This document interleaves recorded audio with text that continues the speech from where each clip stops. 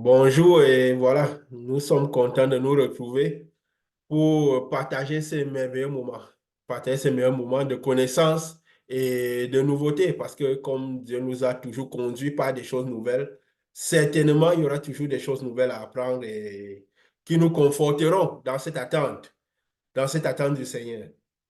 La fois passée, nous avons parlé de ce ciel qui a été retiré et de comment, de la même manière que Jésus était venu passer du temps avec ses disciples, après qu'il avait créé le passage.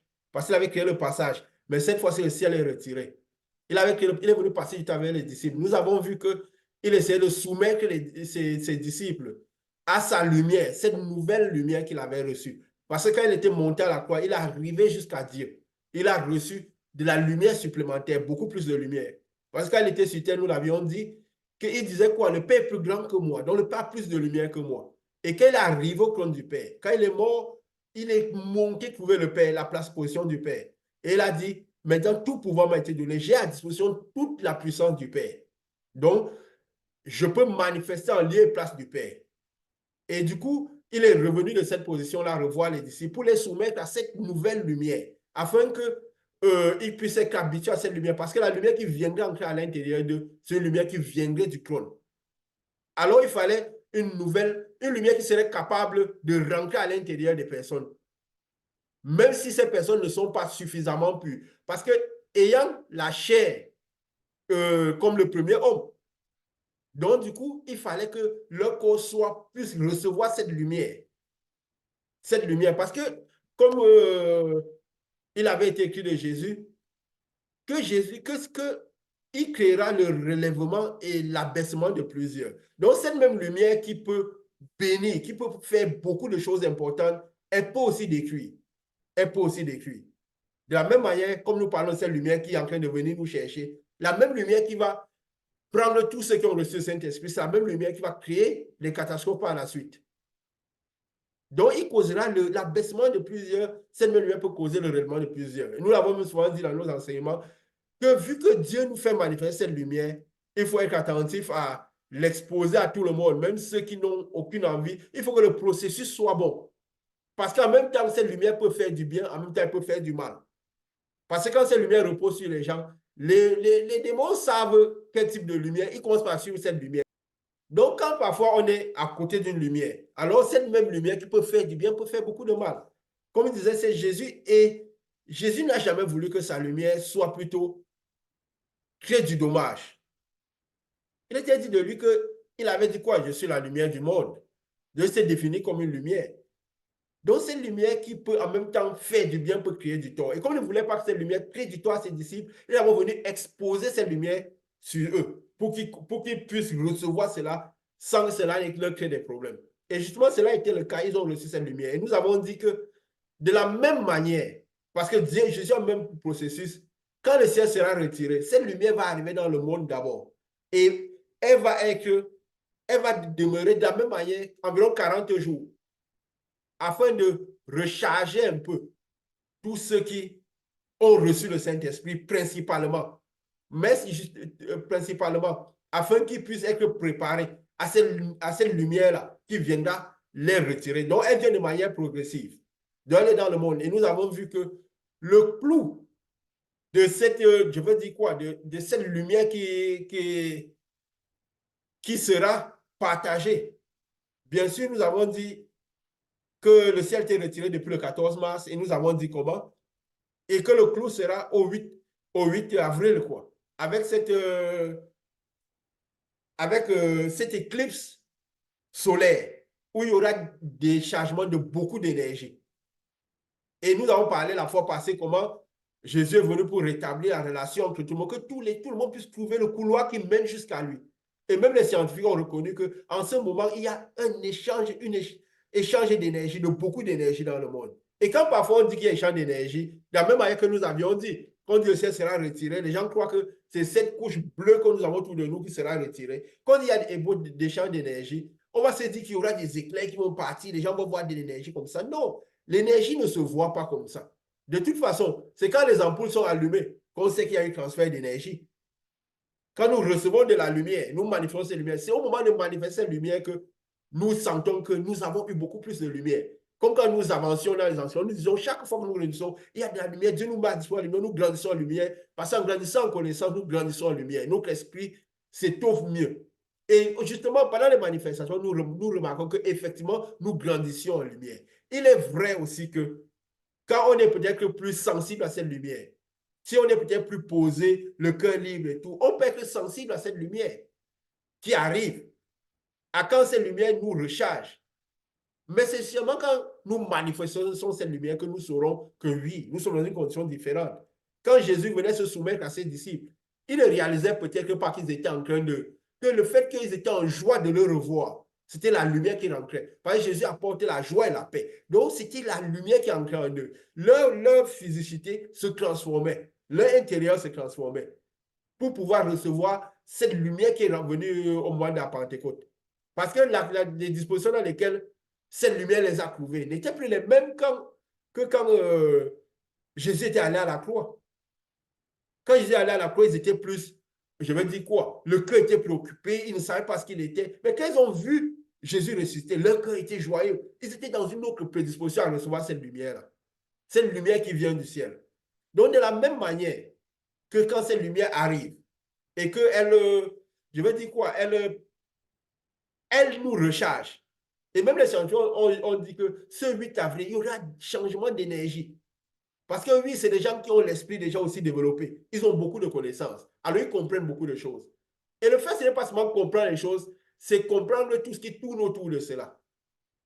Je crois que vous avez dit la fois passée que aller en donnant des dates, ce n'est pas quelque chose de facilement, voilà, qui est une approche facile. Parce qu'on donne les dates, c'est des choses, il faut être sûr de ça. Mais qu'est-ce que nous remarquons? Les prophètes, même par le temps, donnaient des dates. Les véritables prophètes de Dieu donnaient les dates. Jérémie disait quoi? Que 70 ans, vous irez en captivité. Il donnait les dates, donnait les délimitations. Daniel même donnait les dates. C'est vrai qu'aujourd'hui, de nos temps, les prophéties sont devenues beaucoup autre chose, quoi, qui sont dirigées sur les hommes, les vies des hommes et tout cela. Alors que normalement, les prophéties vont toujours par rapport à la venue de Dieu et les répercussions sur le monde. Les prophètes annonçaient la venue de Christ. Toutes leurs prophéties tournaient autour de cette lumière qui arriverait, qui viendrait, de Christ qui serait venu. Et Christ est arrivé et il a accompli ce que les prophètes ont accompli. Donc les vraies prophéties tournent autour de la lumière de Jésus, de la lumière de ce qui vient. Pas autour de autre chose que cela. Parce que nous sommes à un moment où nous devons connaître aussi ce que c'est que vraiment l'œuvre véritable de Jésus, comme Jésus l'avait institué. Donc, parce que dès le départ, les prophètes donnaient les dates. Et Jésus disait justement, on verra si ces choses s'accomplissent. Mais c'était des choses parfois qui ne venaient pas à moyen attirer les regards. Afin que ce ne soit pas des choses qui sont facilement. Pourquoi? Parce que la foi doit toujours être impliquée. Le cœur doit être impliqué. Et parce qu'on implique la foi, on cherche la connaissance, ça augmente la lumière, ça nous prédispose. Ça nous prédispose à recevoir cette lumière-là. Donc, ce principe, et on voyait, Jésus même ne facilitait pas la tâche, même à ses propres disciples. Donc, il voulait qu'ils essayent de comprendre tout ce qui tourne autour de sa venue. Que ce ne soit pas des choses automatiques. Il fallait qu'ils y mettent du leur. Même déjà, je vais dire quoi? Quand il les envoyait évangéliser, même l'œuvre qu'il devait faire après sa venue, il n'a pas facilité les choses afin que c'est eux qui comprennent bien comment cela devrait être fait. Mais il a présenté beaucoup de choses sous forme de paraboles. Sous forme de paraboles, afin qu'ils comprennent eux-mêmes. Et aujourd'hui, nous sommes justement à ce moment-ci où nous disons les choses, nous disons de la brebis perdue pour que tout le monde puisse retrouver vraiment ce chemin-là avant ce moment fatidique où tout le monde sera pris. En ce moment, nous sommes en train d'être rechargés d'énergie. Mais ce moment-là qui va arriver du départ. Du départ. Parce que le problème, c'est comprendre tout cela. Même quand il envoyait les disciples faire l'œuvre qu'il donnait, il avait dit quoi quand il partait? Il avait dit, quand le Saint-Esprit, il dit, allez de par le monde. De par le monde et faites mes disciples. Parce que c'est vrai, le Saint-Esprit est descendu sur eux, ils étaient rassemblés. Mais ils étaient rassemblés aussi, pourquoi? Parce qu'ils ne vivaient pas tout le temps rassemblés. Ils allaient chez eux, ils se réunissaient. Pourquoi? Parce qu'ils craignaient les Romains. Ils fuyaient les Romains, ils craignaient les Romains et tout le reste. Et quand il les a envoyés, il a dit, allez faire mes disciples. Et il a même montré par moments après que le Saint-Esprit descend sur eux, de quelle manière ils devaient faire les disciples? Ils devaient faire les disciples. Puisque leur œuvre, qui ont reçu le Saint-Esprit, c'était pour aller convertir les nations qui ne connaîtraient pas Dieu, de par le monde. Et il a commencé par aider Pierre en cela, quand il a envoyé Pierre à Corneille. Donc, il a envoyé Pierre à Corneille, il a envoyé Corneille à Pierre. Pour dire, c'est les choses qui se sont faites seulement par l'impulsion du Saint-Esprit. Il a dit à Corneille que Pierre arrivait, il a dit à Pierre que Corneille, il a dit à Pierre que non, je vous envoie pour aller convertir des gens qui... Donc, il y aurait un fil de lumière qui entraînerait cela. Et il a illustré encore au mieux l'œuvre qu'on ferait par ce qu'il a fait avec Paul. Quand il dit à Paul, pourquoi me persécutes-tu? C'est pour dire, tous ceux qui n'ont pas le Saint-Esprit, qui ne sont pas de Dieu, persécutent Jésus. Si quelqu'un n'a pas l'Esprit de Christ, il va persécuter Jésus, qu'il le veuille ou pas. Il persécute Jésus. C'est pour dire, parce que Paul, c'était quelqu'un qui n'avait pas le Saint-Esprit. Qui n'avait pas le Saint-Esprit encore, qui n'avait pas reçu cette lumière, qui n'a pas eu contact avec cette lumière. Il dit, pourquoi me persécutes-tu? C'est un peu ce que Jésus dit à tous les païens, tous ceux qui n'ont pas reçu le Saint-Esprit. Jésus a dit quoi? Celui qui n'assemble pas avec moi décuit. Ça veut dire que ça veut dire assembler avec le Saint-Esprit, avec moi à l'intérieur. Parce que la meilleure, qu'on est avec Jésus, quand le Saint-Esprit est à l'intérieur de nous. Donc, si on n'assemble pas avec Jésus, d'une manière ou d'une autre, on est en train de décuire. On est en train de persécuter Jésus. Et justement, elle a parlé à Paul. Paul a arrêté de persécuter Jésus. Peut-être qu'il a commencé par être persécuté au nom de Jésus, mais il a arrêté de persécuter Jésus. Mais il a même veillé à ce que Paul n'aille même pas voir Pierre, pour que ce soit le Saint-Esprit à l'enseigner directement.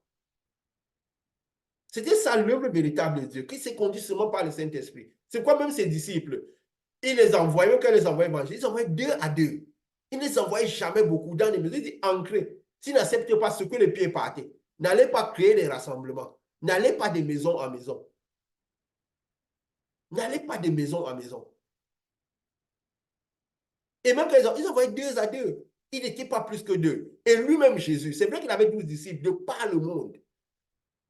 Mais ceux qui ne quittaient vraiment jamais auprès de lui, c'était Pierre, Jean et Jacques. Et même Paul, quand il allait, régulièrement, Paul, quand il se plaît, parfois les gens m'ont laissé. Si on remarquait auprès de Paul, il n'y avait jamais beaucoup de gens. Même quand ils devenaient 3, 4, il y avait tout un qui quittait ou 2. Il restait maximum 2, 3 qui étaient tout auprès de lui toujours. Il n'a jamais prévu que l'œuvre soit ce qui, d'une certaine manière. Mais il ne l'a pas non plus dit de manière claire. Parce que tout ce qui vient de la part de Dieu, c'est en parabole, à déchiffrer, afin que ceux qui ont les oreilles, le fait de chercher à comprendre, de lutter pour comprendre des plans, fait emmagasiner de la lumière. Le fait de chercher à s'insérer par la porte étroite fait qu'on emmagasine de la lumière. On manifeste au mieux cet acte de purification de l'iniquité. Donc nous disons toutes ces choses aussi pour que, voilà, s'il est donné encore de comprendre pour que les choses soient plus claires dans l'œuvre véritable de Jésus. Jésus avait dit, quand le Fils de l'homme viendra, à la fin du temps, trouverai-je ma foi? Trouverai la foi que j'ai laissée. Mais il n'a pas dit de manière claire parce que Dieu parle toujours en parabole. Comme nous verrons tout à l'heure, nous avons parlé de cette éclipse, de tout ce qui se passait. C'est toujours un peu des paraboles. Des paraboles. Nous avons vu que de cette éclipse qui aura lieu le 8 avril, c'est-à-dire demain. Nous avons parlé un peu de cela, qui est quelque chose de vraiment marquant. Tout ce qui... Oui, beaucoup de gens ont noté que par le fait que ça passe par Ninive, Ninive qui symbolise tous les païens qui ont pris la cendre. On peut dire tous ceux qui n'étaient hors du salut, mais qui ont reçu le Saint-Esprit. Mais cette éclipse est particulier. Il passe par cette ville appelée Ninive. Et Ninive est dans la Bible. Donc, du coup, ça attire la curiosité. Cette ville appelée Ninive. Il y a 7 ans, il y a eu une éclipse lunaire dans ce même pays qui passerait toujours par les États-Unis et qui passait par cette ville appelée Salem. Ça attire la curiosité parce que c'est dans la Bible, oui. Alors on se dit, non, c'est sûr, c'est quelque chose, Dieu veut dire, de tout. Mais le problème, c'est de comprendre tout ce qui tourne autour. Comme nous avons dit la fois passée, Dieu nous envoie récolter où nous n'avons pas semé. Et il sait de quelle manière. Quand il attire les yeux vers quelque part, le problème, ce n'est pas de voir la chose, c'est la lumière avec laquelle on voit les choses, les événements. C'est ça qui permettra de comprendre tout ce qui tourne autour de ces événements. Parce que bien sûr, si quelqu'un prend peut-être les yeux et regarde quelque chose avec les yeux, ce qu'il va voir sera pas la même chose si quelqu'un prend la loupe. Si quelqu'un prend peut-être que, je ne sais pas, quelque chose qui agrandit les images. Donc le problème, ce n'est pas ce qui se passe, c'est comprendre tout ce qui tourne autour de ce qui se passe. Jésus avait dit quoi? Que si vous ne savez pas ce que je suis, vous mourrez dans vos iniquités. Il n'a pas dit ce que j'ai dit. Ce qu'on a rapporté de ce que j'ai dit. Mais ce que je suis. Ce que moi, en tant que personne, ce que je symbolise. Si on ne comprend pas la parabole, que beaucoup de choses qui viennent dans le monde, c'est sous forme de parabole, à déchiffrer. Si on ne comprend pas tout ce que cela représente réellement, alors ce qui ne peut pas avoir un réel effet. J'ai vu beaucoup de gens dire, voilà, il y aura, parce que oui, quand Dieu nous a abandonnés, on a dû suivre beaucoup de vidéos, on dit non, il y aura des éclipses, il y aura des bouches d'énergie dans le monde, et ceci, les gens vont être transformés, même s'ils disent, on va changer de statut et de tout, mais après, qu'est-ce qui se passe? On dit, on voit parfois plus de vie sur Terre, comment la vie va s'améliorer, c'est orienté par de certaines manières. Mais le point, c'est quoi? Comprendre ce que tout cela représente. Pourquoi ce pays-là? Pourquoi ce moment? Parce que c'est là le plus important. Qu'est-ce que représentent les États-Unis en ce moment? Parce que c'est le fait de comprendre les États-Unis en ce moment qui peut faire comprendre tout le reste. Pourquoi jusqu'à aujourd'hui, on attend la bête qui doit arriver encore, alors qu'elle agit depuis? Pourquoi on attend le faux prophète qui doit agir, qui doit arriver, alors qu'il agit depuis? Mais pourquoi? Parce qu'on n'a pas compris ce que toutes ces choses représentaient. Je me rappelle, avant peut-être même 2 ans avant le début de cette œuvre, je lisais comme si vous dites comment flash dans ma tête. Les États-Unis, c'est Babylone. Sinon, moi, je n'ai pas donné suite parce que je ne comprenais pas. Mais c'est qu'on a commencé l'étude de cette étude que, en allant quand Dieu nous enseignait, c'est revenu encore de cette manière plus claire. Mais pourquoi il représente Babylone? Il représente un peu ce que l'Égypte représentait en son temps. Parce que si on ne comprend pas ce que l'Égypte représentait, on ne comprendra pas tout ce qui tourne autour de la sortie du peuple d'Israël. Tout ce qui est l'œuvre de Moïse, le cheminement qu'ils avaient fait. On ne comprendra pas tout cela. C'est pourquoi, c'est comme on dit, tout dépend de la lumière avec laquelle on regarde. On ne comprendra pas pourquoi le monde est comme ça. Pourquoi les races sont comme ça. Pourquoi les dispositions de tout et de tout. Mais tout dépend de la lumière avec laquelle on regarde les choses. Et justement, le fait de faire cette tâche de purification de l'iniquité, de chercher à passer par cette porte étroite, de s'annuler, être prêt à tout pour cela, fait de sorte que nous augmentons de lumière. Nous savons seuls combien cette œuvre nous a transformés. De tout ce que nous avons pu être challengés, mais nous avons choisi la porte étroite, de suivre des nouveautés, des choses qui étaient tellement nouvelles et qui nous challengeaient nous-mêmes. Et tout ça permet d'augmenter la lumière et ça permet de voir mieux les choses. De voir mieux les choses. Des choses que beaucoup de gens ne peuvent pas voir. Et de surtout de manifester cette lumière-là après que nous l'ayons reçue. Après que nous l'ayons reçue. Donc, qu'est-ce qui se passe? Si nous ne comprenons pas ce que symbolise ce pays, nous avons vu de par les études que les États-Unis, c'était Babylone. Parce qu'ils ont rempli le monde de leurs valeurs, de tout. Et nous avons donné les dates. Ce n'est pas seulement aujourd'hui que nous commençons par donner les dates. Si vous remarquez bien, depuis le début de nos enseignements, depuis que Dieu nous a donné cette mission, nous avons toujours donné les dates. N'est-ce pas? Nous avons toujours donné les dates. Nous avons dit, parce que qu'est-ce que passait lumière avant de venir reprendre les hommes? Parce que les États-Unis symbolisent ce que l'Égypte en son temps symbolisait. Nous voyons par exemple aujourd'hui, les États-Unis, il y a cette mixité de races qui est là-bas, où presque tout le monde entier se retrouve dans ce pays-là. Donc, il représente ce que le monde est à la fin des temps.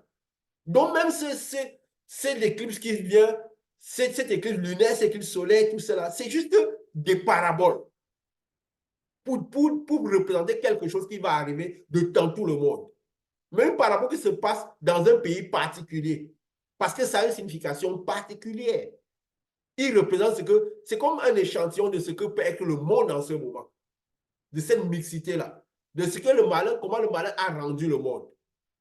La parole disait que quoi? Que la prostituée Babylone qui est assise sur les eaux, qu'elle a rempli le monde de ses positions, de ses valeurs et tout. Et ce n'est même pas un cas où, quand on va dans les pays des zones comme quoi, Las Vegas, on voit une miniature de tous les monuments du monde dans ce pays-là. Donc, pour toutes les choses de Dieu, toutes les choses sont à l'œil nu devant tout le monde. Tout est à l'œil nu, comme Paul disait. Les perfections invisibles de Dieu sont à l'œil nu devant nous, mais c'est des paraboles à déchiffrer. Parce que tout le monde spirituel ne se traduit dans le monde physique qu'en termes qu'en parabole. Qu'en parabole. Et nous avons tout des détails parce que cette lumière qui vient pour chercher a fait un travail particulier d'abord. Elle avait commencé par descendre du ciel d'abord et travailler d'une certaine manière. Nous avions vu derrière de nos enseignements comment quand elle descendait, quand Jésus est monté à créer le passage, il a commencé par descendre de sa lumière. Nous avions vu que c'est au début des années 1900 qu'il a commencé par retirer les esprits du cœur, le malin avait mis sur les seaux, qui ont commencé par partir. Nous avons vu que c'est la lumière de Jésus qui descendait déjà qu'il a commencé par descendre. Parce qu'elle est venue 70 ans après pour voir Jean, pour lui parler de l'Apocalypse, tout ce qui tourne autour de sa venue. Il a commencé direct par descendre. Mais il fallait qu'il parcourt d'abord ce lieu, le Saint des Saints, le lieu de clair, pur, de sa lumière. Et il est descendu en traversant de cette lumière-là. C'était illustré par quoi? Par un cheval blanc. Parce que c'était une zone de pureté. Et nous avons essayé dessus. Pourquoi le cheval? Parce que c'est ça qu'on est, ce que ça représente. On va croire que c'est un cheval qui monte. Non, ça représente le déplacement de cette lumière. Et pour signaler qu'il y a du matériel dans cette lumière. Et que c'est une lumière qui déplace de manière intelligente. Il y a quelque chose dans cette lumière. Je ne sais pas si vous avez vu un peu les films Marvel. C'est vrai que j'ai toujours été un peu attiré avec des films un peu mi-fiction, mi-choses humaines. J'ai toujours attiré un peu avec des choses de l'esprit, de l'imaginaire, des choses. Peut-être j'ai toujours aimé un peu ça, quoi. Il y a un personnage qu'on appelle Flash qui va un peu comme de la lumière. C'est un homme, mais il se déplace à une vitesse trop élevée de la lumière. Si on voit, on va voir comme c'est la lumière qui passe, mais il y a un homme à l'intérieur qui passe, il fait des choses, un super-héros et toutes ces choses. Donc, quand on représente le cheval, c'est pour dire c'est une lumière qui descend, mais c'est une lumière claire, mais avec du matériel de l'intérieur. Jésus qui descend à l'intérieur et qui manifeste, c'est une lumière intelligente qui a un déplacement clair. Et quand il arrive, comme nous avions dit, au niveau de, nous avions vu un peu, nous avons parlé un peu comme le ciel, juste signalé, parce que ça c'est un autre schéma, comme il y avait le ciel qui était composé de Éphèse, Smyrne, Pergame, Thyatire, Sardes, Philadelphie, l'Odyssée. J'ai dit ça comme donc, mais nous avions parlé de ça, quoi, longuement de ça. Donc, quand il descendait, il devait retirer, il devait agir d'une certaine manière pour nettoyer d'abord les anges que le malin Lucifer, quand avait acquis des ténèbres, il avait mis sur les seaux. Il avait bloqué le passage. Donc, quand le passage revenait, il fallait qu'il les enlève. Et Jésus avait dit quelque chose parce que Jésus énonçait beaucoup les principes du monde spirituel de sa venue. Donc, il fallait comprendre tout ce qu'il disait. Quand il avait dit une fois, bon, je vais donner comme ça dans Matthieu 13, à partir du verset 27, il avait dit quoi? Les serviteurs du maître de la maison vinrent lui dire, Seigneur, n'as-tu pas semé la bonne sémence dans ton champ?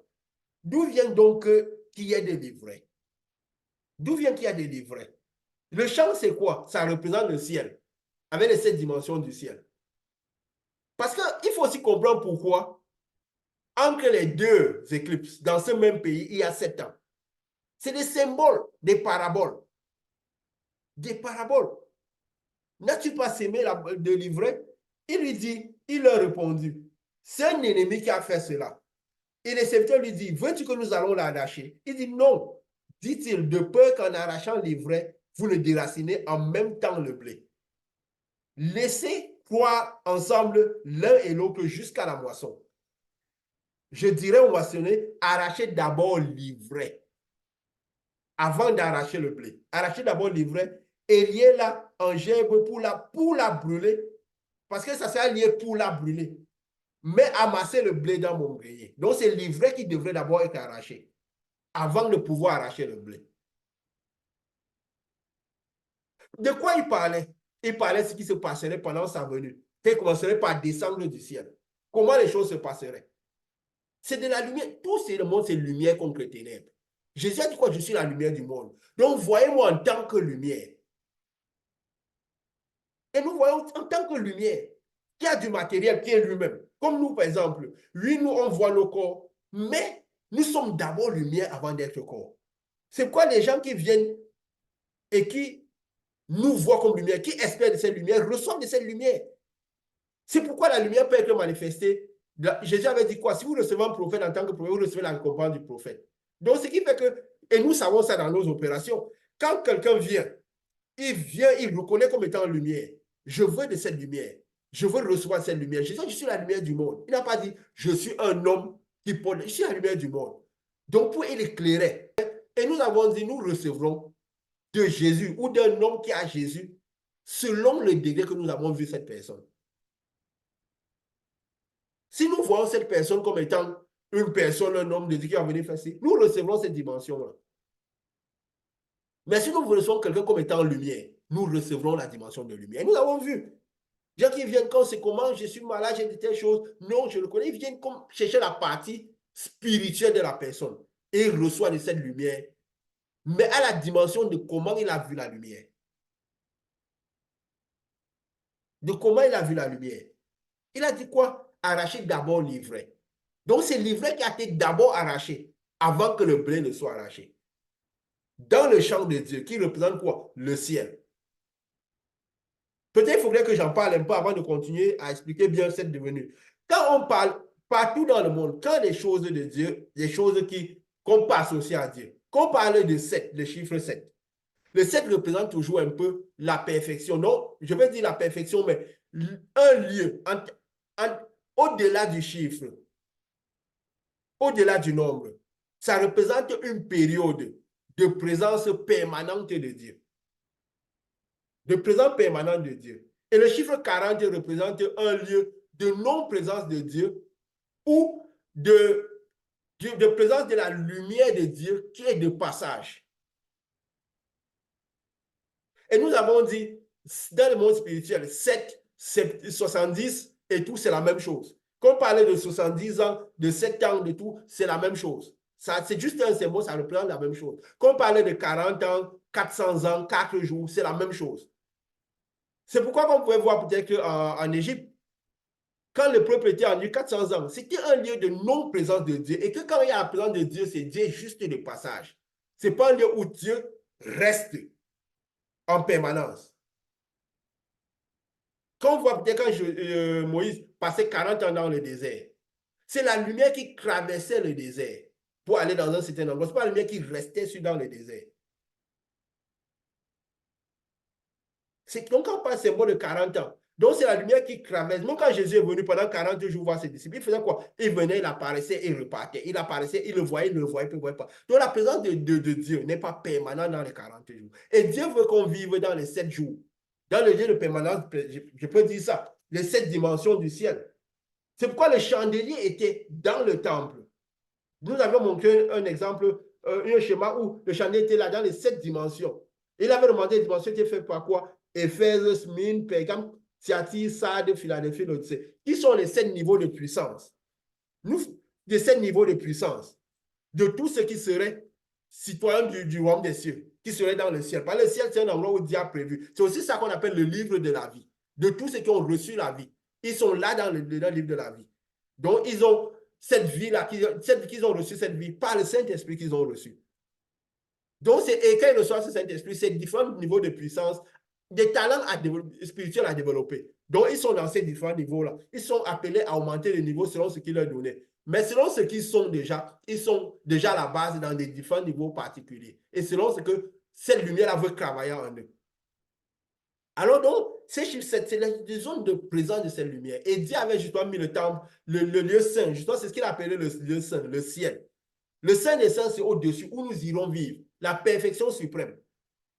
Mais la puissance de Dieu est en permanence dans le lieu saint.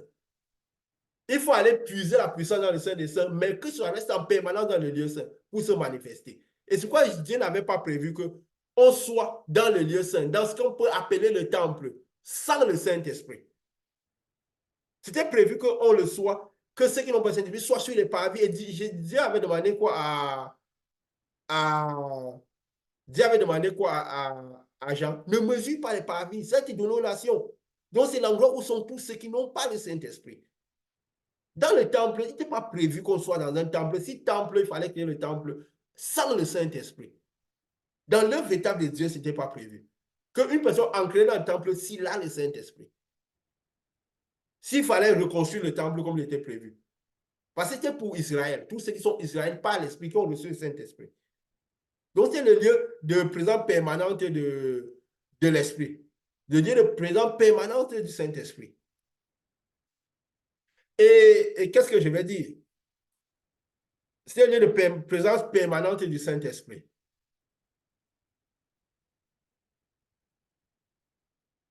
Et justement, dans le Saint, il y avait une seule personne qui pouvait partir dans le Saint des Saints, le souverain sacrificateur, qui pouvait donc aller chercher la puissance pour l'amener, pour qu'elle soit en permanence dans le, dans le temple.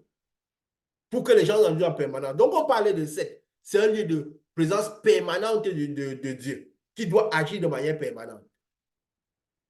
Alors, qu'est-ce qui se passe? Donc, je voulais quand même expliquer ce phénomène des 40 et des 7, parce qu'on doit comprendre pourquoi. Donc, quand peut-être que l'éclipse lunaire arrive, 7 ans exact après, l'éclipse solaire arrive, ce que cela représente. Et dans ce même pays, ce que cela représente, pour comprendre mieux le message que Dieu nous donner en ce moment. Et nous avions dit, quand cette lumière descendait, c'était de la lumière qui rencontrait les ténèbres, parce que la même manière que cette lumière a du matériel à l'intérieur, cette lumière a du matériel à l'intérieur. De la même manière, les ténèbres ont du matériel à l'intérieur. Mais qu'est-ce qui est le combat? C'est quoi entre lumière contre les ténèbres? Alors qu'elle descendait du ciel, qu'avait la zone du Saint des Saints, alors cette lumière était blanche. Alors qu'elle arrive déjà au niveau on ne va pas dire Éphèse, parce que les Éphèse, c'est ceux qui sont un peu plus, je veux dire, des souverains sacrificateurs.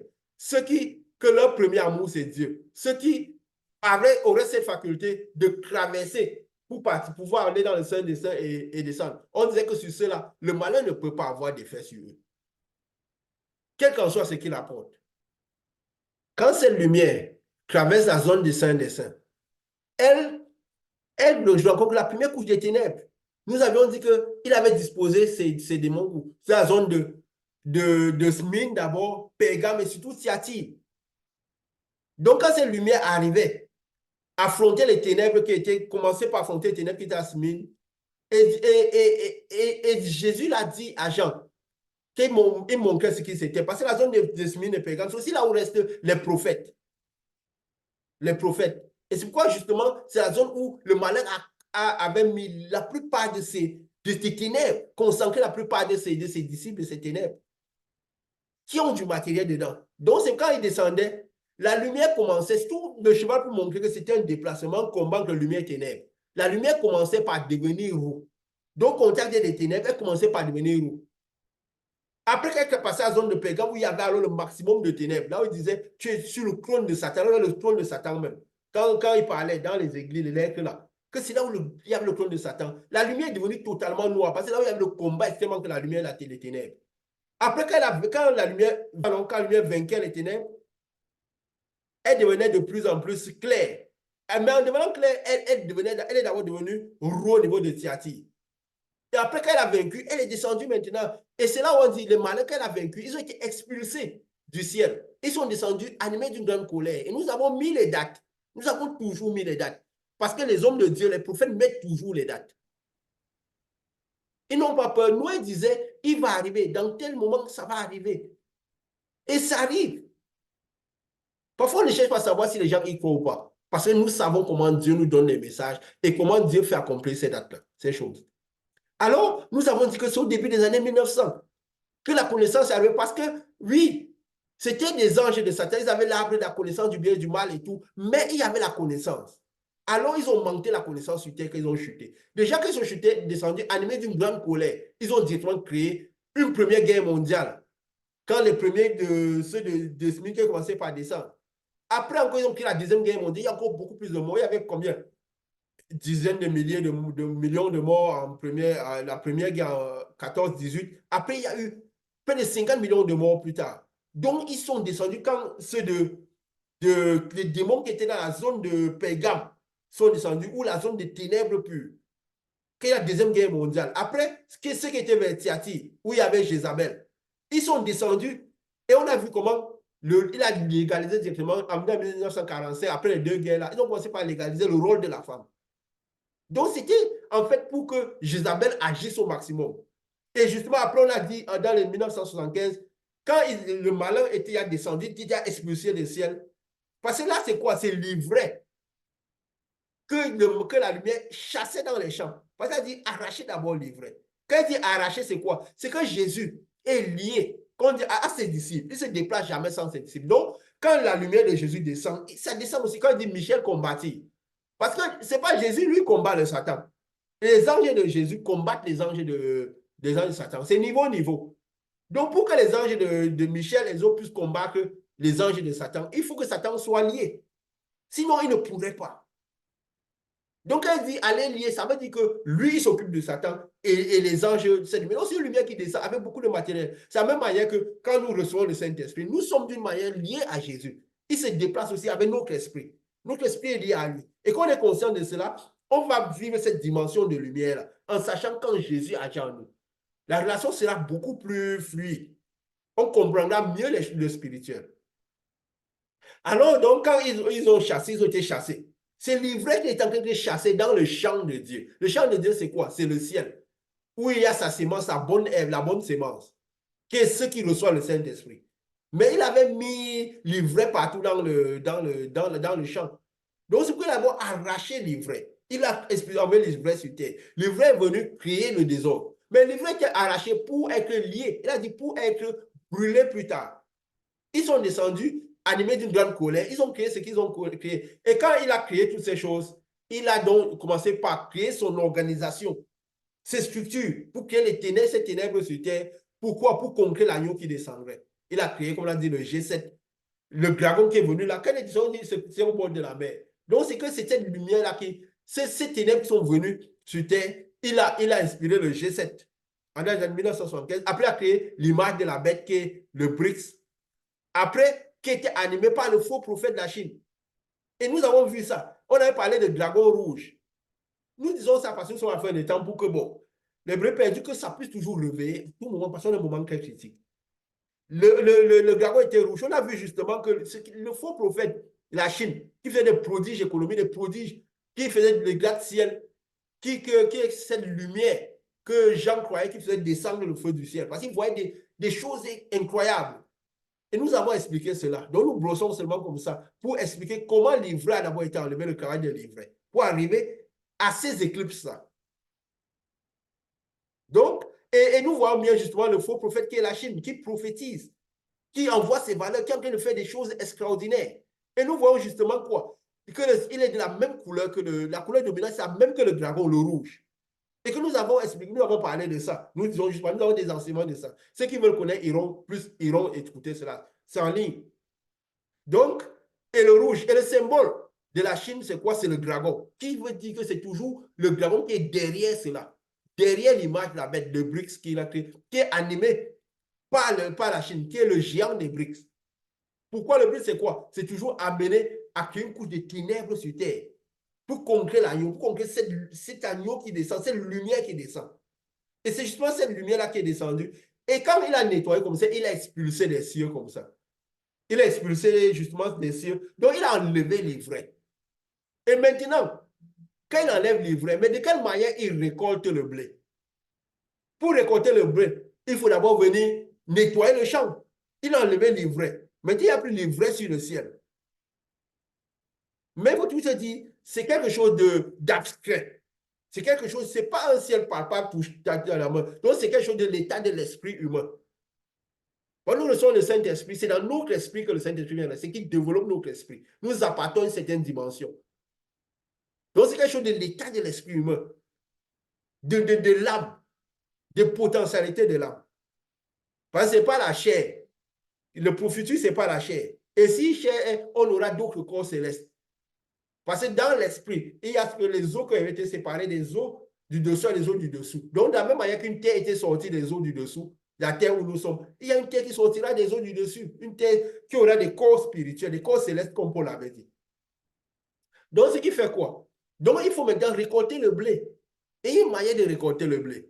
Il a nettoyé l'ivraie. Nous avons montré de quelle manière il avait l'ivraie a été chassé pour être brûlé plus tard, comme il a dit. Il a dit quoi?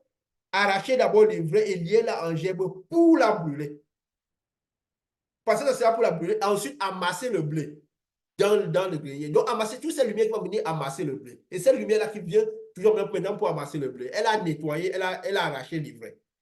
Et maintenant, qu'est-ce qu'il fait? Justement, nous avons dit que le ciel, pour arracher le blé, il faut que le ciel soit retiré.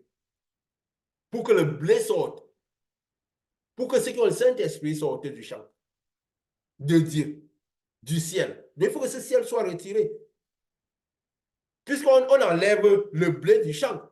Il faut que le champ n'existe plus, on enlève tout le blé, le champ n'existe plus. Alors, nous avons vu que le ciel était retiré le 14 mars. Mais avant que le ciel ne retire, il a commencé par être retiré à un certain moment. On a parlé de la fin du requête du ciel, le 14 mars. Mais il a commencé par être retiré à un certain moment. Et Dieu a symbolisé par quoi? Par ce pays, les États-Unis. C'est cette Babylone de la fin des temps, qui est la première qui doit descendre, qui est cette couche de ténèbres, la couche de ténèbres la plus importante qu'il y a sur terre. Comme il a dit justement, quand le ciel sera retiré et que l'enlèvement se produira, que le blé sera récolté, Babylone vous sera la première à chuter. Chuter de quelle sorte? Parce que cette lumière va descendre. Toujours pas des valeurs économiques, politiques, toujours pas quelque chose qui semblera normal. Parce que tout se fera de manière, de la même manière que cette lumière agit dans le monde de manière progressive, ça se fera de manière progressive. De la même manière que cette lumière qu'il y a dans le monde, elle est en train de préparer l'esprit de ceux qui ont eu le Saint-Esprit de manière progressive pendant les 40 jours.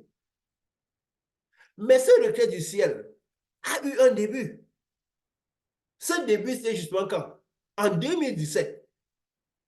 Pourquoi? Parce que justement, il y a eu 7 ans entre l'éclipse lunaire de 2017 et l'éclipse solaire qu'il y aura demain.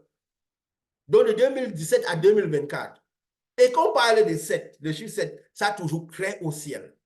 Créé aux 7 dimensions du ciel. Ça veut dire que cette éclipse, oui, ça agit. Le symbole, c'est les États-Unis.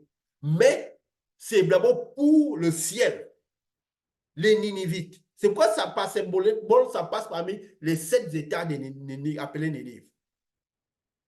Mais avant, il y a eu l'éclipse lunaire qui avait commencé en 2017. Quand on parlait d'éclipse, éclipse, ça veut dire quoi? En quelque sorte caché, n'est-ce pas? Éclipser, c'est caché. Ça veut dire que quoi? Quand le ciel est retiré, cette lumière agissait un peu comme si de manière cachée. Quelle lumière? La lumière de la lune. Nous avons vu que, comme nous avons dit ici, que les Égyptiens appelaient la lune Dieu. Ils appelaient le soleil Dieu.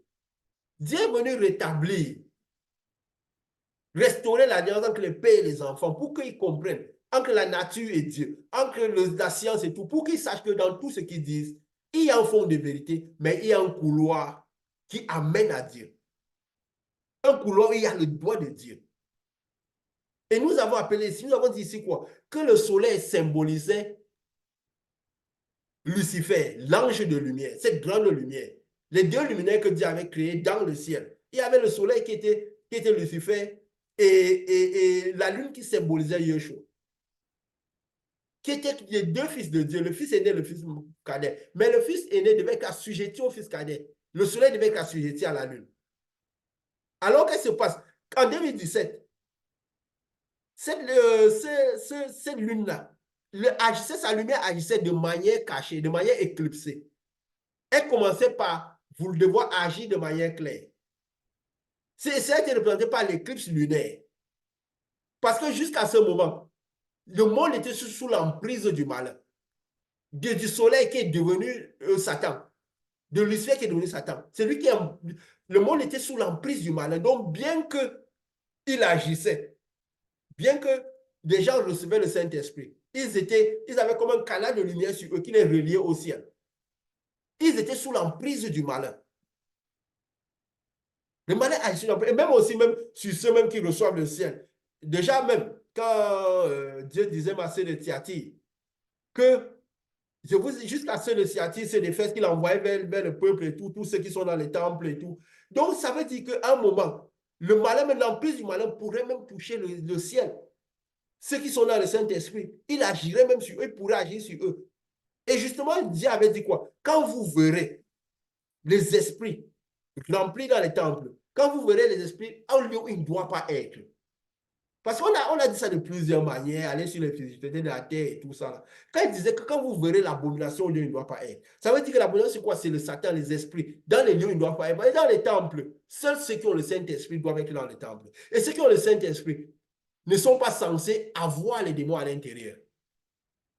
Parce que Dieu ne dit, il a dit qu'est-ce qu'il y a entre Bélial et Jésus. Parce qu'avant que nous recevons le Saint-Esprit, nous devons avoir été nettoyés des démons. Même si un esprit peut agir sur notre extériorité, mais l'intérieur, le Saint-Esprit ne peut pas partager l'intérieur avec les démons. Ce que nous avons dit tranquillement que celui qui a le Saint-Esprit ne peut pas avoir l'arbre de la connaissance du bien et du mal à l'intérieur, le péché ordinaire à l'intérieur de lui. Parce que le péché, c'est une grande quantité de ténèbres que le premier homme avait hérité de par cette désobéissance, parce qu'il avait mangé l'arbre de la connaissance du bien et du mal. Donc, avant que le Saint-Esprit ne descende, il faut que cela soit frappé à l'intérieur de la personne. Le malin a prophétisé d'une certaine manière dans le monde, justement, pour maintenir les gens, leur esprit dans ses mains. Et c'est que si on croit qu'il est toujours à l'intérieur, il pourra agir. Les gens ne pourront jamais naître du Saint-Esprit. Même s'ils ont l'effet de cet esprit sur eux. Parce que le monde spirituel réagit à ce que nous connaissons. Mon peuple périt par manque de connaissances. Donc, si nous ne connaissons pas bien, nous allons périr. Et si nous finissons même par hasard à recevoir ce Saint-Esprit et que nous ne connaissons pas qui nous sommes, nous finirons par périr.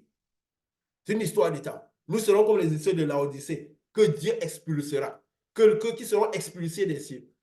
Car à des moments, quand le ciel sera retiré, ils seront dans une condition tellement mauvaise qu'ils seront expulsés. Ils ne feront pas partie du voyage. Et donc, le malin veille à ce qu'on ait ce type de connaissances dans nos têtes. Et il travaille pour cela. Et il dit, quand vous verrez les esprits au lieu qui ne doivent pas être, quand vous verrez les esprits, Jérusalem rempli des armées, nous avons expliqué que rempli des esprits, où les esprits sont dans les temples, les délivrances aux crans, qui ne sont pas des mauvaises choses, parce que c'est les gens qui sont païens qu'on délivre pour qu'ils reçoivent le Saint-Esprit et qu'ils entrent dans le temple. Dieu allait envoyer, Jésus a envoyé Pierre à connaître, puis il reçoit le Saint-Esprit et qu'il devienne citoyen du royaume des cieux, qu'il entre dans le temple spirituel, qu'il devienne le temple. Quand Paul n'était pas le temple, la lumière venait apparaître à Paul pour qu'il devienne le temple. Il a commencé par manifester le temple. Donc, avant que les gens ne rentrent dans le temple, il faut d'abord les délivrer hors du temple sur les parvis. Et maintenant, quand ils sont délivrés, ils reçoivent le Saint-Esprit, ils entrent dans le temple maintenant. Si temple, ils deviennent le temple. Autre qu'entrer dans le temple, ils deviennent le temple. Parce que Dieu n'est pas venu pour faire des temples bâtis de main d'homme, mais des temples spirituels. Des temples spirituels. Donc, c'était ça le vrai processus de Jésus. Pourquoi Jésus a dit qu'à la fin des temps, est-ce qu'il y aurait la foi sur terre? Il y aurait encore quelque chose qui serait de mon œuvre à moi sur terre. Cette foi de la lumière qui vient sauver, qui vient prendre le blé. Parfois, je me dis, c'est la volonté de Dieu. Qu'on aurait dû avoir ces enseignements depuis longtemps à l'avance, que Dieu aurait dû nous faire commencer cette mission longtemps à l'avance. Mais comme la parole dit, l'ange criait dans les cieux, à la fin, à la fin. Et s'il criait, c'est parce que ça ne cet aigle, on ne le comprenait pas, cet aigle qui volait dans le ciel, qui criait. Attention, au son des trois dernières trompettes. Que attention, parce que le ciel est prêt d'être retiré. Attention, attention. Il ne criait pas au milieu dans les parvis, il criait dans le ciel. Donc, c'est qui avait dit, parce qu'il avait dit que notre œuvre-ci, que tu as dit, notre œuvre-ci, ce n'est pas pour les gens qui n'ont pas longtemps cherché Dieu. C'est pour ceux qui ont cherché Dieu, qui avaient le Saint-Esprit. Donc, on dit que c'est pour les brebis perdues, qui avaient le Saint-Esprit et qui ont eu du relâche. Parce que nous comprenons clairement que ceux qui n'ont pas eu le Saint-Esprit ne peuvent pas vraiment comprendre beaucoup de ce que nous disons ici. Si vous avez remarqué, je vais vous dire un truc. Tout est parabole. Tout est parabole sur terre. Quand vous voyez le nombre de vues que nous avons, vous avez remarqué que si on fait la moyenne, ça ne dépasse pas les 2 tiers. C'est tous les 1 tiers. Si on prend 100 comme moyenne. Ce n'est pas, en fait, ce n'est pas tellement ça. C'est que c'est juste des paraboles. Parce qu'on est là juste pour transmettre. C'est un peu comme une illusion, une parabole de la fin des temps pour dire les brebis perdues, réveillez-vous. C'est pourquoi nous avons dit que nous ne regardons pas les vues. Nous sommes une parabole. Parce que nous avons été destinés pour crier dans le ciel. Je crois même dans ma vie, il y a beaucoup de phénomènes de sectes qui reviennent dans beaucoup de situations de ma vie. Donc, c'est pourquoi nous le disons tranquillement. Peut-être n'a pas été donné d'expliquer plus clairement, mais nous le disons. Donc, qu'est-ce qui se passe? Quand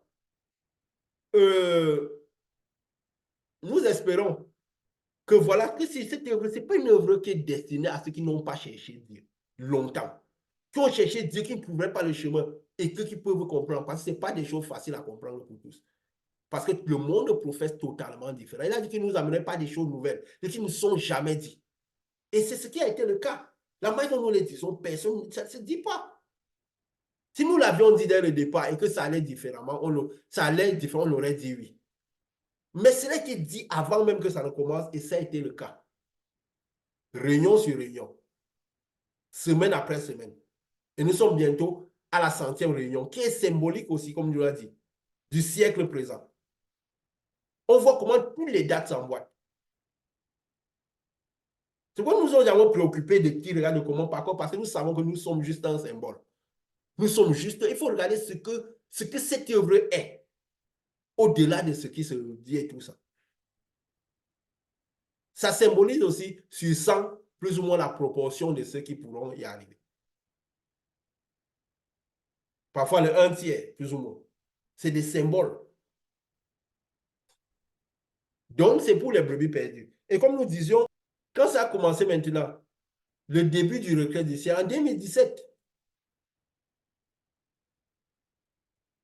par cette éclipse lunaire, parce que la lune était éclipsée justement, c'est l'action du malin, le monde est sous l'emprise du malin. Et justement, quand les esprits n'auront pas de problème à se présenter dans les temples, dans les lieux où ils ne doivent pas être, au milieu, on verra beaucoup de délivrances. Il a dit quoi? Quand vous verrez Jérusalem rempli des armées, Jérusalem, le symbole de Jérusalem, c'est les temples, rempli des armées, rempli des esprits, sortez du milieu d'elles. Ça veut dire quoi? En ce moment, levez vos désirs parce que votre délivrance s'approche. Quand le malin sera là, les délivrances dans les temples, le malin vient, il sait qu'on le chasse, il ressort, il ancre, il sait que voilà, les gens n'ont plus peur, Saint-Esprit, tout. Et aussi pourquoi? Parce que il y a les autres, surtout ceux qui sont de Sardes, Philadelphie, l'Odyssée. C'est aussi les gens qui doivent être, qui ne sont pas développés spirituellement bien. Donc, ils doivent recevoir aussi la nourriture. Ils doivent être paix en tant que brebis. Oui, ils ont la puissance à manifester, mais parce qu'ils ont peu de puissance, ils ont besoin aussi d'être liés à des gens qui ont des puissances plus élevées. Les prophètes, Smine, Pergame, qui vont vers les autres. Il a même dit quoi? J'amènerai ceux qui se disent juifs, mais qui ne sont pas versés de Thyatire. Qu'il a dit à ceux de Thyatire que tu paies avec une verge de fer. Ça veut dire qu'il y a des gens quand même qu'il faut payer, il faut travailler d'une certaine manière. Donc, on verra toute cette activité.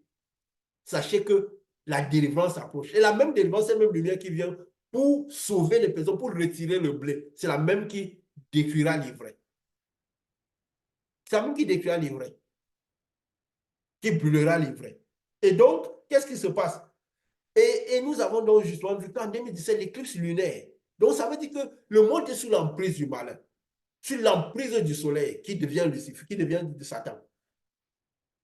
Et du coup, en avançant, nous avons vu des années 2019, 2020, 2021, 2023, jusqu'à 2023.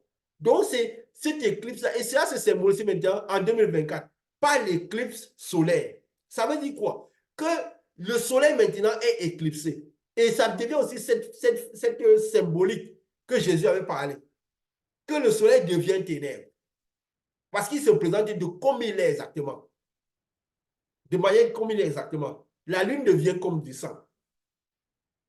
Qui était le sacrifice. Et pour tous ceux qui ont eu le sacrifice.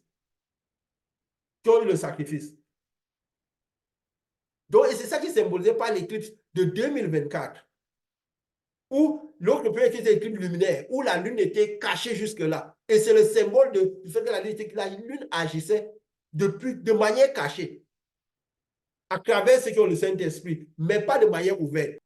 Et cette éclipse solaire, ça montre que le soleil, qui est le symbole de Lucifer qui est devenu Satan, va être éclipsé pour toujours. Donc, il est caché. C'est vrai que dans la suite, on va toujours voir, après ces jours-là, peut-être ces quelques minutes d'éclipse, le soleil va continuer à briller, mais ce sera la lumière qui vient maintenant du trône. Mais, puisque déjà c'est cette lumière qui vient pour recharger, c'est le symbole pour dire le soleil a été éclipsé pour recharger d'énergie et pour préparer pour ce départ. Et nous voyons justement, quand nous parlions des esprits qui sont dans les temples et tout, nous voyons justement de 2017 à 2024, nous voyons comment ça a été mené. Et de cette lumière qui arrivait déjà. Puis ils ont commencé encore à parler de manière un peu plus accrue de ce réchauffement climatique. Je me rappelle quand c'est venu dans ma tête comme ça, là, tout à l'heure, peut-être dans la journée. Après, c'est venu dans ma tête, la petite fille qui militait un peu beaucoup pour le climat, là, si c'est Greta Thunberg. Je ne sais pas si vous savez un peu de qui il s'agit. C'est une dame qui militait beaucoup pour l'écologie, le climat et tout. Vous n'avez pas entendu parler d'elle? Greta Thunberg, qui parlait beaucoup d'écologie, qui militait pour une jeune fille. Et je crois qu'elle peut avoir 21 ans maintenant, mais elle a commencé très tôt. Hein. Et je crois que c'est venu dans mon esprit que va voir un peu qu'elle a commencé à militer beaucoup pour le changement climatique. Ils ont mis une jeune fille en enfer avec quel âge? Peut-être 14 ans à l'époque. Parce que si elle a 21 aujourd'hui, elle devait être combien? En 2000. Et elle a commencé, quand c'est venu dans mon tête, je vais voir un peu quand elle a commencé. Elle a commencé en 2018. Et sa voix a justement eu beaucoup de poids. Parce que quand une jeune fille comme ça s'élève pour militer contre le climat, on l'a menée à l'ONU, partout, elle faisait des discours partout, partout. Quand je suis parti de regarder, j'ai vu justement qu'elle a commencé en 2018. Et elle a beaucoup, sa voix a beaucoup parlé, a eu un impact très fort sur cette lutte contre le changement climatique, contre l'écologie et pour l'écologie et tout cela. Elle a eu beaucoup de distinctions. Si vous allez sur Internet, vous allez même voir. C'est Greta Thunberg, quelque chose comme ça. Elle doit être des pays scandinaves, dans l'Europe du Nord. Donc, c'était ces années-là qui ont commencé. Et nous voyons justement, quand vers la fin, avant d'arriver dans les années 2024, comment le malade a rassemblé. Dans la parole, on parle qu'il y aura 3 jours de ténèbres. Parce que c'est des fenêtres que Dieu montre, c'est des paraboles. Jésus disait parfois, le royaume des cieux sera comme il ouvre une parabole, il ouvre une fenêtre, il monte. Le royaume des cieux sera comme c'est des fenêtres. Donc, quand peut-être nous parlons d'éclipse solaire et que le soleil n'agira plus, on va s'attendre à ne plus voir la lumière du jour. Non. C'est qu'on a toute l'impression qu'on le voit, mais c'est la même manière quand nous sommes rechargés d'énergie. On va voir des gens avec des éclairs sur eux, mais c'est que quand nous manifestons, si nous avons de l'énergie intérieure qui arrive comme de la lumière, quand nous voyons une ampoule qui s'allume, il y a l'énergie qui passe, mais nous ne la voyons pas. Mais nous voyons les effets de cette énergie-là quand ça arrive. De la même manière, quand Noé disait il va pleuvoir, on le voyait pas, mais après on voit les effets. Donc, qu'est-ce qui se passe? On a vu justement, pendant les 3 dernières années, avant cette année 2024, qui symbolisera le départ. Parce qu'on dit, quand on dit 3 jours, c'est symbolisé de 3 ans, 30 ans et tout, c'est la même chose dans le monde spirituel. On voit les 3 dernières années, qu'est-ce qui s'est passé? Nous voyons les 3 jours de l'année 2020, je veux dire 2020-2021, on a eu le coronavirus qui a causé énormément de morts. J'ai regardé encore plus ou moins le nombre de morts dans le monde de coronavirus. On dit que ça a eu plus de 20 millions de morts officiellement. Mais officiellement, c'est quoi? C'est l'OMS qui dit qu'il y en a certainement plus, même plus de 50 millions. Parce qu'il y a beaucoup de pays où on n'a pas pu comptabiliser. Donc, il y a eu tellement de morts. Et je pense de 2002 à 2020, et ça continue. Mais on me dit le clou de ce moment-là. Après, il y a eu la guerre Russie. Et les impacts que ça a eu dans le monde. Parce que même la guerre Russie-Ukraine a eu beaucoup d'impacts dans le monde à suivi. Après la dernière qui est quoi? La guerre israélo-palestinienne en 2023. Donc, c'est un peu comme quoi? Les 3 années de ténèbres qui ont impacté le monde. Et même, parfois, les gens, pour ne pas comprendre les symboles, ils ressentent quelque chose, mais ne savent pas traduire. Israël, même quand ils ont été attaqués par les Palestiniens et qu'ils sont mis à répondre, ils disaient qu'ils luttent pour leur suivi. De telle manière que Israël ne puisse plus jamais avoir que leurs enfants, les enfants de leurs enfants, ne soient plus jamais sous le risque, si on peut dire ça. Eux, ils disaient ça. En fait, ils sentent ça en eux. Ils agissent de manière physique. Tout le monde entier leur dit d'arrêter de tuer les Palestiniens dans la bande de Gaza, mais ils n'arrêtent pas. Ils disent qu'ils jouent pour leur suivi. Pourquoi ils ressentent ça dans leur esprit comme si c'est pour leur suivi? Pour toujours. Tout le monde, même des mondes disaient que les États-Unis qui les soutenaient, je crois que j'ai écouté ça cette semaine-ci, commencent à se mettre contre eux. Mais ils n'arrêtent pas. Parce qu'eux, dans leur esprit, ils se disent c'est pour notre suivi. Parce qu'ils sentent que Israël a besoin d'être libéré pour toujours. Mais cette liberté-là, elle est spirituelle. Pour tous les Israélites, les Ninivites, spirituels. Donc, ils ressentent que c'est le moment est venu pour la liberté totale, la liberté définitive. Et ce que nous avions dit quand cette guerre avait commencé l'année passée, nous avions dit quoi? Qu'avant que cette guerre ne s'arrêtera pas, avant que l'enlèvement se produise. Dans le physique, on peut dire, ça ne s'arrêtera pas avant que l'enlèvement se produise. Nous l'avions dit l'année passée, quand cette guerre avait commencé.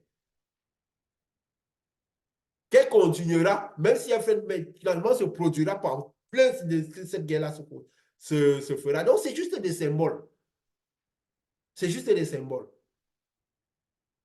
Donc, nous avions besoin vraiment de parler de cela, quoi. De dire comment c'est symbole toujours dans ce moment d'attente. Demain arrivera cette éclipse.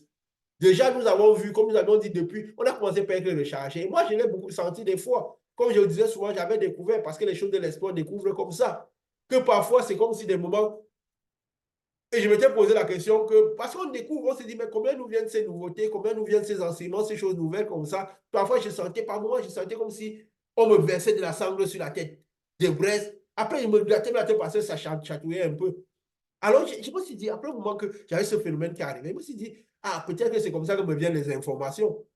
Cette lumière, parfois, je sens une chaleur qui vient ou bien quelque chose, un phénomène spirituel, mais qui se traduit tout de manière physique. Alors, c'est un moment si j'ai beaucoup senti cela, des phénomènes pareils. Donc, parfois, il y a des choses qui arrivent, qui l'esprit, on se recharge spirituellement pour justement cette période-là. Et nous le disons tranquillement. Et même si les scientifiques, ceux qui ont l'esprit, au moins, qui ont beaucoup de connaissances, l'ont dit. Même les archéologues, non, je ne sais pas archéologues, les astrologues, beaucoup disent qu'il y aura des débauche d'énergie dans le monde. Surtout avec ce type d'éclipse solaire qui arrive. Et nous avons justement dit que c'est pour préparer notre corps, notre esprit à pouvoir tenir cette lumière de cet endroit où nous irons. Parce que si nous arrivons dans cet endroit, n'étant pas préparés, la même lumière là peut créer plutôt des dommages. Et je voulais aussi dire cela, parce que j'ai peut-être oublié de le dire, que l'éclipse lunaire, justement, quand ça passait par cette ville appelée de Salem, cette ville qui du nom de Salem. Salem, c'est quoi? Quand la Bible s'écrit que c'est le. On lit directement Melchizedek, le roi de Salem, prince de paix. Donc, c'est pour annoncer déjà la levée comme début de levée du ciel, pour dire que le prince de la paix arrive. Le prince de la paix, la lumière du prince de la paix vient déjà prendre les Nénévites pour que ceux qui sont Nénives soient prêts. Parce que quand le soleil sera, quand il y aura l'éclipse solaire, c'est quand le ciel sera retiré avant cette éclipse solaire, alors ça sera le moment où, je veux dire quoi, les Nénévites pourront être retirés. Mais cette lumière a besoin d'interagir encore pour préparer les corps à cela, pour préparer notre esprit, l'esprit de tous ceux qui ont reçu le Saint-Esprit à cette lumière. Donc c'est un moment où, comme on dit, il faut être plus léger, plus relax, plus léger, n'avoir pas l'esprit surchargé, encombré, pour pouvoir embrasser de cette lumière, pour préparer notre esprit le plus à cette lumière qui vient d'en haut. De la même manière que Jésus a soumis les disciples de sa lumière pour qu'ils soient préparés à recevoir cette lumière qui viendrait de ce Saint-Esprit qui est descendu au jour de la Pentecôte. Ceux qui ont le Saint-Esprit ont besoin aussi d'être soumis à cette lumière. C'est pourquoi il y aura cette débauche de lumière dans le monde. Il y aura ça dès demain. Pas l'éclipse lunaire, le soleil qui va se faire, mais aussi dans les jours qui suivent jusqu'à cet enlèvement-là. Jusqu'à ce que ces 40 jours soient accomplis. Donc, nous devons être prêts à tout cela. Nous devons être préparés à cela. Nous devons être préparés à cela. Je ne sais pas s'il y a encore quelque chose que vous voulez dire, quelques observations, quelque chose qui vous a marqué. Nous avons parlé des choses, comme toujours, un peu nouvelles, pour éclairer encore plus cette attente, pour nous fortifier dans cette attente. C'est toujours de la lumière pour être plus prêt à ce qui va arriver, pour être plus prêt à ce qui doit arriver. Donc, si vous avez quelque chose à ajouter ou une observation. Oui, tout à l'heure, là, j'essayais de regarder. Tu te rappelles, il y a une chanson que tu m'avais demandé d'aller regarder, dont Dieu t'avait annoncé que ça pourrait être l'hymne de la fin des temps.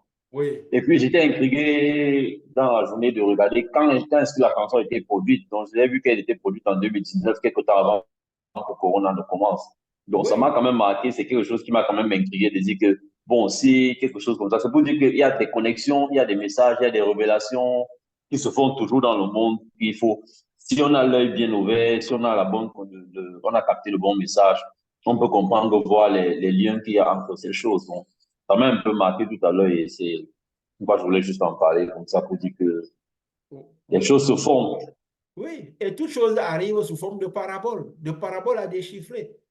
Et quand cette musique était arrivée, c'est Jérusalem, voilà, par deux personnes ils ont eu la tête d'espagnol, on va faire une musique comme ça et tout. Ce n'est même pas eux qui ont propagé de par le monde. Mais ça a eu un impact incroyable dans le monde. Et quand justement j'ai vu ça, c'est pas une langue, c'était ni en anglais, ni une langue, c'était la langue, quoi. Alors, quand j'ai ça, Dieu me dit directement, va écouter, va voir ce que veut dire cette chanson. Que c'est un hymne à mon retour. Je veux préparer les gens à mon retour. C'était juste quoi? Juste avant les 3 jours de ténèbres. Que c'est pour préparer les gens à mon retour. Que c'est pour ça que ça va au bout du monde comme ça, pour que tout le monde soit. Mais c'était justement pour que ceux qui sont. Mais est-ce que les gens l'ont compris comme ça? Dieu a toujours voulu Dieu a toujours donné les messages clairs. Il a toujours voulu ne jamais. Mais c'est des choses qui arrivent sous forme de parabole, à déchiffrer. Moi, à l'époque déjà, je suis allé recouvrir, j'ai vu que la chanson dit quoi? J'arrive bientôt, nous ne sommes pas d'ici. Je veux retourner vers ma maison. Nous ne sommes pas d'ici. Nous sommes donc, j'avais dit ça, on avait parlé à l'époque, que c'est un hymne au retour de Dieu. Dieu a voulu a inspiré cette chanson. Par qui? Pas des gens qui ne sont pas forcément spirituels. Et c'est même pas eux, pour qu'ils ne soient pas directs à amener cette. C'était un groupe de jeunes chorégraphes qui amenaient ça au bord du monde, avec leur chorégraphie, avec les pattes qu'ils avaient sur les plats. Et c'est parti de par le monde, tout le monde. Les gens sont perdus à danser cela. Alors que c'était un message pour dire, soyez prêts, le départ pour la maison est proche. Et le malin, justement, a amené les gens à danser, à chanter, danser, comme de la même manière qu'il amène dans les temples. À danser, chanter, Dieu, au lieu de comprendre ce que Jésus est. À faire des choses que Jésus ne faisait pas lui. Et pourtant, c'est cette lumière qui vient nous chercher. Donc, Dieu a toujours aimé le monde, Dieu a toujours annoncé les choses avant qu'elles arrivent. Il a toujours donné des symboles. Mais comme tout est en parabole, elle est faite de telle manière que seuls ceux qui ont les oreilles écoutent et ceux qui ont les yeux voient. Et il n'est pas donné à tout le monde de pouvoir comprendre les paraboles, ce qui vient du monde spirituel. Justement, afin que le royaume des cieux soit forcé. Qu'il soit forcé, il est justement fait exprès. Jésus même ne disait pas les choses à ses propres disciples ouvertement. Il fallait qu'ils attendent, qu'ils l'interrogent, qu'ils forcent, qu'ils interrogent, qu'ils aient la soif de connaître. Avant de donner, il dit quoi? Que ceux qui ont soif viennent et boivent. Parce que si on a la soif, certainement on va boire. Mais il faut la soif. Parce que la soif permet de faire au mieux la tâche de purification de l'iniquité, ce qui était le plan premier de Dieu. Pour purifier l'iniquité, aller dans un lieu où il n'y aura pas d'iniquité, pas de pleurs, ou un lieu où coule le lait, le miel définitif, donc un lieu de demeure définitive. Donc voilà, on va dire quoi? S'il n'y a plus rien d'autre, on va remercier pour ce moment et on va dire, voilà, que cette lumière, on va demander que cette lumière nous recharge suffisamment, de manière que nous soyons prêts pour ce départ, qui nous aide à maintenir l'attitude je vais dire quoi? La posture juste. Parce que comme nous avions dit, quand Dieu nous a montré cette vision, on était retirés de la ville à attendre cela. Et justement, comme on l'avait même dit, parmi tous ceux que j'avais reconnu, il y avait qui? Celui qui a été le pasteur de celui qui a fait la délivrance. Mais lui n'était pas en tenue. Il n'était pas en tenue de tous ceux qui étaient là. C'était pour dire quoi? Ceux qui auront le Saint-Esprit sur eux, qui mènera les délivrances et tout, mais qu'eux-mêmes risquent peut-être de rater le voyage. Donc, voilà, que cette lumière qui est certainement en train d'être distribuée, voilà, fasse ce qu'elle a fait, qu'elle remplisse le maximum les Ninivites et que, voilà, que le départ se fasse de la manière la plus sereine possible. Au nom de Jésus. Amen.